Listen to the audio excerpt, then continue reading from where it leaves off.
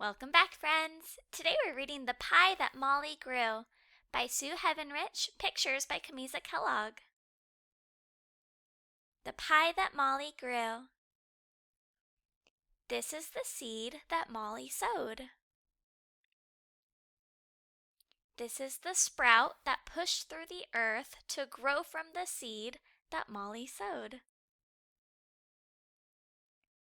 These are the roots that reach down and branch out to anchor the plant that began as a sprout to grow from the seed that Molly sowed. These are the leaves as big as your head, turning sunlight to food wherever they spread, to store in the roots that reach down and branch out to anchor the plant that began as a sprout to grow from the seed that Molly sowed.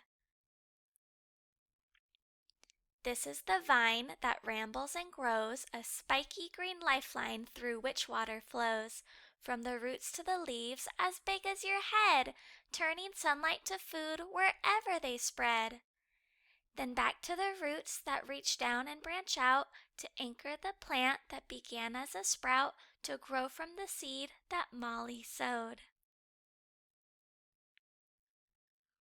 These are the blossoms, yellow and bold, producers of pollen more precious than gold. They bloom on the vine that never stops growing, a spiky green lifeline that keeps water flowing, from the roots to the leaves as big as your head, turning sunlight to food wherever they spread.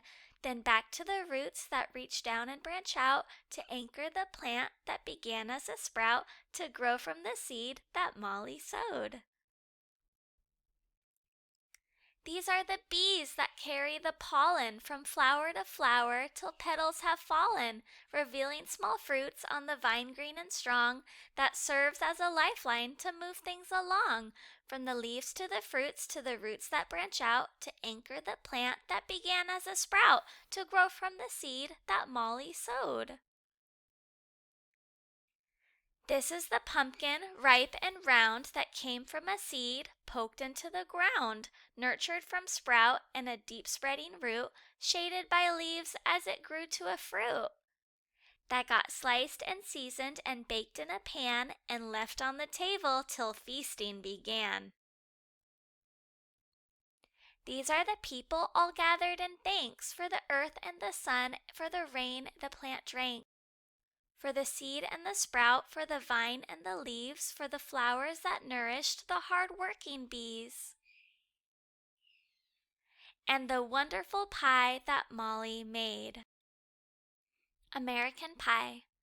There are more than 45 kinds of pumpkins. They come in many colors: red, gold, blue, white, but most are orange. The earliest pumpkins were grown by Native Americans more than 6,000 years ago. While it's true that the Pilgrims baked pumpkin for their first Thanksgiving, they didn't make pie. But you can, and like Molly, you can grow your own pie pumpkins. All you need is sunshine, seeds, and a place to plant them. You also need room for their vines to spread out. Before planting, mix a bit of compost, well-rotted leaves or manure, into the soil. This provides food for the pumpkin plants.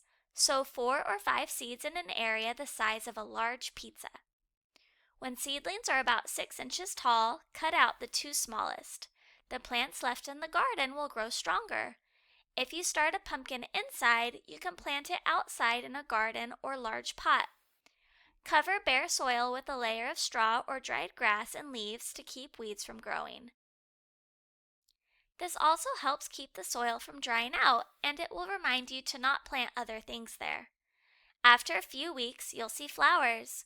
When pumpkins start forming, they look like tiny green balls below the flower. Pumpkins are ripe when they are a deep orange color. They are ready to pick when you can't poke your fingernail through the skin. It takes a sharp knife to cut through thick pumpkin stems, so ask an adult to help cut your pumpkin from the vine. Leave a couple inches of stem attached to the fruit. Then wipe off all the dirt and store your pumpkin in a cool, dry area until you're ready to make pie. How to turn a pumpkin into pie. Be sure to have a grown-up help you. 1. Roast the pumpkin. Turn the oven to 350 degrees Fahrenheit and cut a ripe pumpkin in half. Hint, it's easier to cut it from stem to bottom. 2. Scoop out the seeds and stringy stuff inside. 3.